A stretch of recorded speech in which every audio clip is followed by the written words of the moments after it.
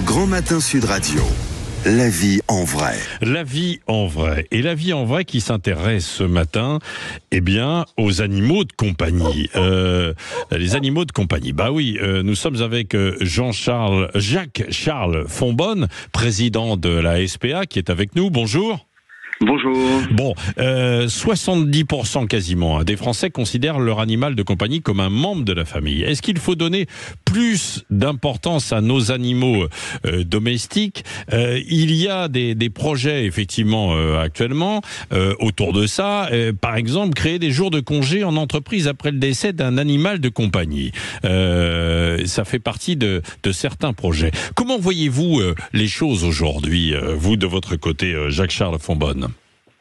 Alors, il y a deux aspects. D'un point de vue général, évidemment, le regard qu'on porte sur l'animal est un regard qu'il intègre de plus en plus dans notre vie quotidienne et dans la famille. Alors, sur le jour de congé, je dirais que c'est nous, SPA, qui avons lancé l'idée et sa première application, puisqu'effectivement, on donne une journée de congé à nos salariés qui ont perdu leur animal de compagnie. Ouais. Alors, c'est vrai que c'est un peu particulier pour nous, mais c'est peut-être pour ça qu'on a été justement les pionniers, en ce sens que on a vraiment, mais comme vous l'imaginez, un rapport à l'animal qui est particulier, parce que dans nos locaux, on a quasiment des chiens à peu près à tous les étages et à peu près dans tous les bureaux.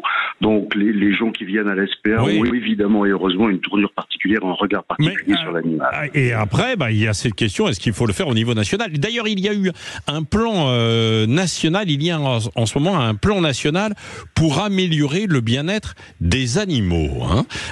Qu'y a-t-il dans ce plan ? Oh, il y a pas mal de choses.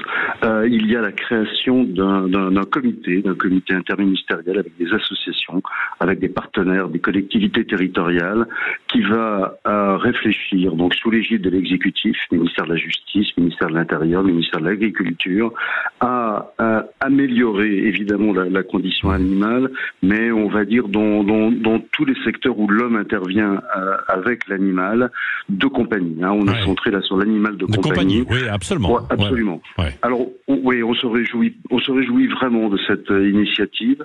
C'est la première fois qu'on vit une période où la condition animale est vraiment prise en compte. D'abord par la loi de novembre 2021, et puis je dirais surtout maintenant, parce que maintenant c'est les mains dans le moteur, si vous me passez l'expression, on a un exécutif qui s'intéresse vraiment à la protection animale. Le ministère de l'Intérieur, l'an dernier, avec la création d'une brigade spécialisée en protection animale, et puis maintenant ce comité qui devrait travailler et proposer au gouvernement des idées novatrices dans ce monde de la protection animale qui en a bien besoin. Et on a un État qui sort de son rôle de réglementation, c'est la première fois. Je crois que c'est ça qu'il faut souligner. Ils se mettent, à la recherche d'idées plutôt que la réglementation sur la taille des refuges, sur l'alimentation des animaux, etc. Oui, sur le travail qui est fait par la SPA. Mais qu'est-ce que vous répondez à certains qui sont beaucoup plus radicaux ? Et il y a des écolos, notamment, là-dessus, qui disent on en fait trop pour les animaux de compagnie, il faudrait diminuer leur nombre parce qu'il est trop important. Grosso modo, en France, il y a plus de 100 millions d'animaux de compagnie. Je ne sais pas, je n'ai pas le dernier chiffre précisément, mais il y a plus de 100 millions. Qu'est-ce que vous leur répondez ? Je pense que le nombre est quand même tout à fait surfait. Il y a effectivement beaucoup d'animaux de compagnie. Je pense qu'après, il y a toujours un lien entre la santé de l'homme et la santé de l'animal. Nous, évidemment, mais ça vous étonnera pas, on considère que l'animal fait partie intrinsèque de la vie de l'homme. Toutes les études démontrent que les gens vont mieux lorsqu'ils sont accompagnés d'animaux. Après, c'est évidemment une question je dirais presque de rapport à la nature. Il y avait eu une polémique il y a quelques semaines sur les croquettes des animaux, la croquette est l'aliment le plus travaillé, le plus industrialisé, je dirais de toutes espèces confondues. Oui, effectivement. Donc après, il faut raison garder.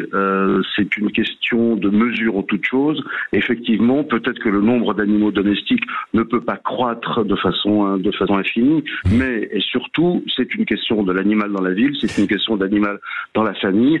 Et puis, effectivement, il y a des nuisances, mais so what ? Oui, c'est ça. Non, mais c'est bien, mais il y a des interrogations. J'ai vu que dans la ville de Lyon, mais également dans d'autres villes, on réfléchissait à ça en se disant il y a peut-être trop d'animaux de compagnie. Alors vous n'êtes pas contre ça, mais cela dit, on conclura là-dessus, Jacques-Charles Fonbonne. C'est vrai que quand on prend un animal de compagnie, on doit s'engager aussi, parce que là, on va arriver au moment de l'été et on sait que ce sont des périodes qui sont à chaque fois cruciales, où certains abandonnent leur animal de compagnie. C'est ce que nous prenons depuis des années, c'est-à-dire l'adoption responsable. L'animal est un être humain, c'est pas un objet. Quand vous le prenez, c'est un morceau de votre vie, mais c'est sa vie à lui entièrement. Et vous vous engagez pour 10 ou 15 ans.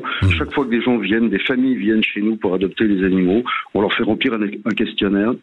On les oriente vers l'animal dont on pensera qu'il sera le mieux pour eux et eux pour lui. Et puis, on essaye d'attirer chez eux cette attention sur le fait de, finalement, est-ce que c'est une bonne idée?